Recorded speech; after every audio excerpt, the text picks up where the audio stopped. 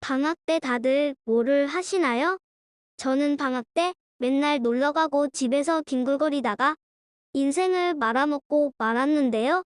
이런 슬픈 선택을 하게 된 변명을 해보겠습니다. 학교 수업이 빡세고 짜증납니다.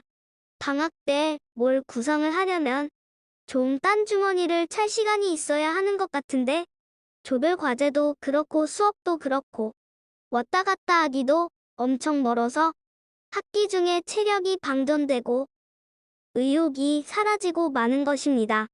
그러면 방학 때 휴식으로 도망가고픈 마음이 자연스럽게 생기는 것이죠. 그리고 아무래도 대학이 대학이다 보니까 방학 때 열심히 살지 않아도 어떻게든 졸업장 파워로 되겠지 하는 정신승리가 있었던 것입니다. 이 두 개의 원인이 주가 되어서 저는 대부분의 방학을 야무지게 말아먹고 말았습니다.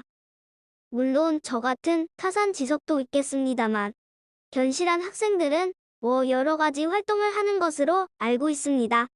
저는 아싸지만 그래도 어디에 주워들은 게 있어 들어보는데요. 일단 그래도 견실한 방학 생활의 끝판왕은 인턴 활동 아니겠습니까? 돈도 벌고 실력도 쌓고 아주 바람직한 환경이 아닐 수 없습니다. 이런 인턴 활동은 본인이 알아서 찾아보는 방법도 있지만 학교 교직원 분들이 연결해주는 학사연계 모집이 있습니다.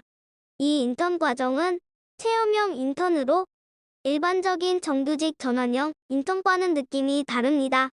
정규직 전환형 인턴과 달리 졸업학기가 아님에도 불구하고 지원할 수 있으니 국립필자나 비졸업학기에 부지런한 친구들도 부담 없이 지원할 수 있다는 것이죠.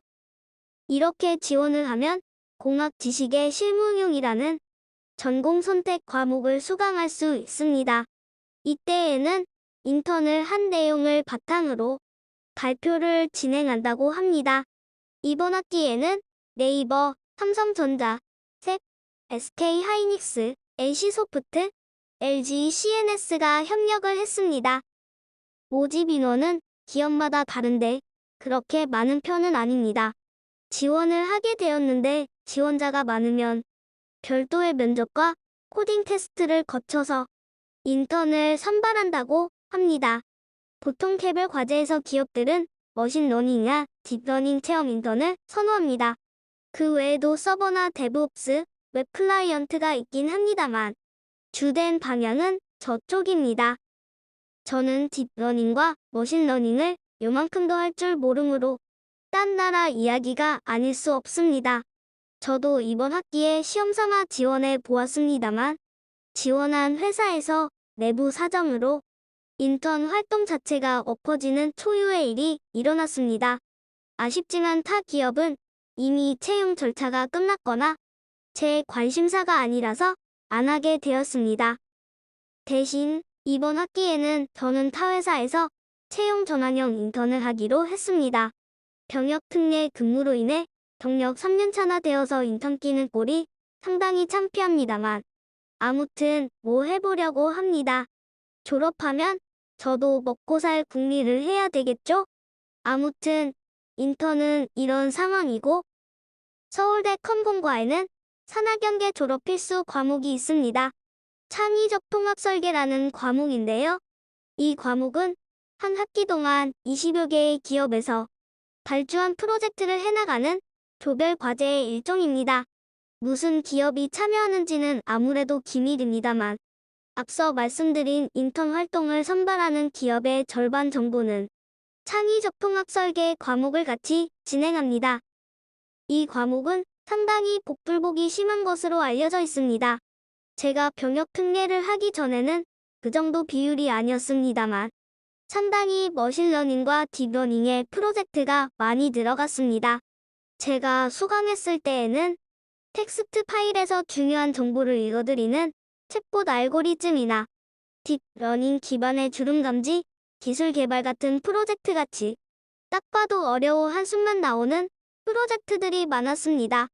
저는 딥러닝을 배우고 싶지 않았으므로 부단히 다른 프로젝트를 찾기 위해서 노력했고 AR, VR 프로젝트를 골라 유니티로 고색은 맞추면서 적당한 학점을 챙겨갈 수 있었습니다. 물론 서울대에는 이상한 사람들이 많아서 그러니까 제 경험상 저 빼고 서울대생은 다 또라이 새끼들이거든요. 이런 과제를 멋지게 해결하는 분들도 많습니다. 하지만 딥러닝과 머신러닝은 애초에 선택 과목이므로 정규 과정을 밟으면 대부분의 전공생들이 거의 모르는 상태로 입문하게 됩니다.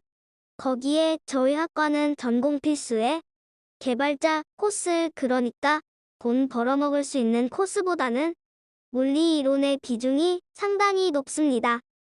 따라서 전공 필수만 탁탁 듣고 올라와서 참통설을 듣는다면 산학경계를 수행할 역량이 크게 뒤떨어지게 됩니다. 이게 3학점짜리 학기 중 수업이므로 회사에 전일 출근해서 지도받기도 애매하고 그렇다고 교수님께 지도를 청하기에 솔직히 까놓고 말해서 우리들이 불편하고 뭐 그런 느낌이죠.